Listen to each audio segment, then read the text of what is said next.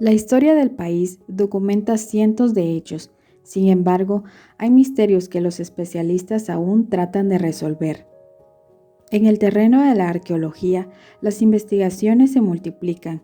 No obstante, varios misterios se resisten con tenacidad a los avances de la ciencia y nuevas preguntas surgen sin cesar.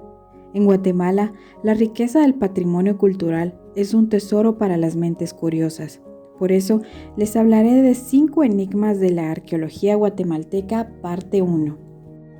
¿Quiénes fueron los primeros habitantes de Guatemala?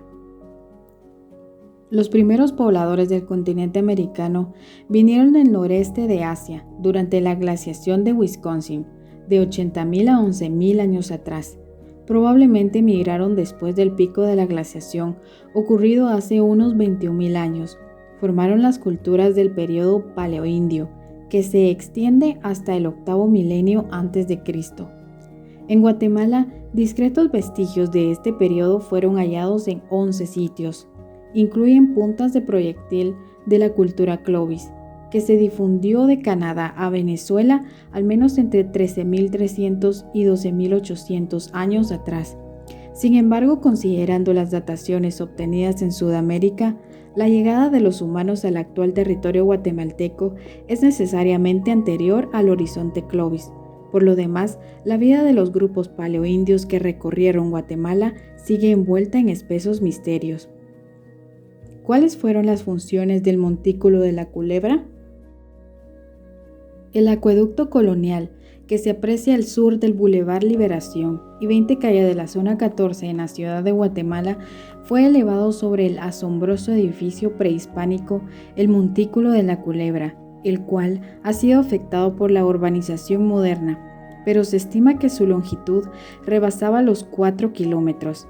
Se trata de una loma que contiene algunas estructuras de piedras. Fue empleado por los antiguos mayas del Preclásico Medio, del año 1000 al 500 a.C., al Clásico Tardío, del año 600 al 600 después de Cristo. Probablemente dependía de la gran metrópoli de Caminaljuyu. Al parecer, encerraba un sistema hidráulico, pero se supone que sus funciones no se limitaban al transporte de agua.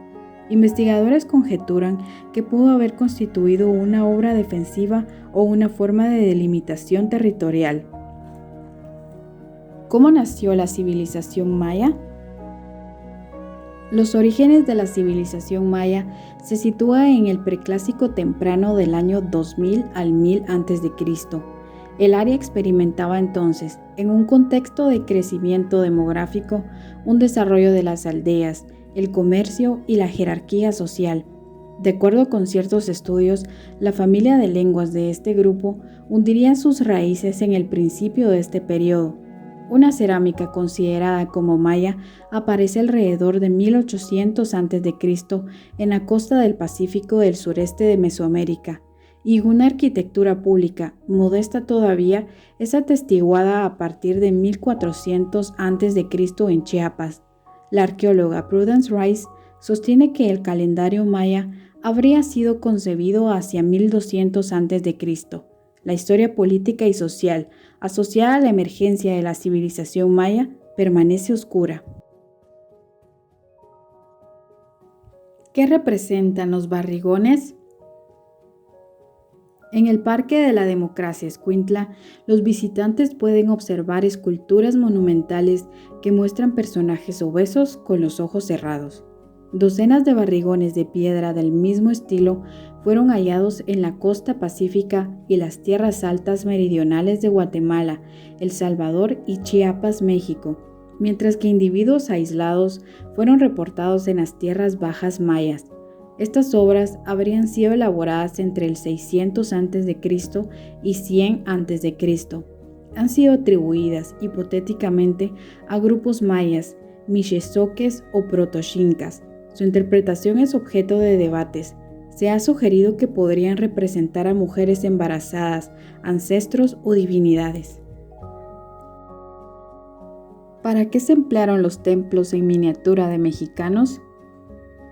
En el sitio prehispánico de Mexicanos, ubicado en la orilla del lago de Amatitlán, peñas exhiben las formas esculpidas de 7 pequeños templos piramidales con sus escalinatas. La mayor parte de ellos tiene una cavidad en la cumbre. Estas maquetas rupestres están asociadas a materiales fechados, sobre todo para el periodo clásico. Representan un caso único, por el momento en Guatemala, pero no en Mesoamérica. Se conocen creaciones parecidas en México. El arqueólogo Edgar Carpio opina que Mexicanos debía ser una especie de lugar de culto en donde se llevaban a cabo rituales propiciatorios y de otra índole. Por cierto, las cavidades presentes en los templos de miniatura pudieron haber servido para efectuar ofrendas o libaciones, recolectar el agua de lluvia o moler sustancias con fines religiosos.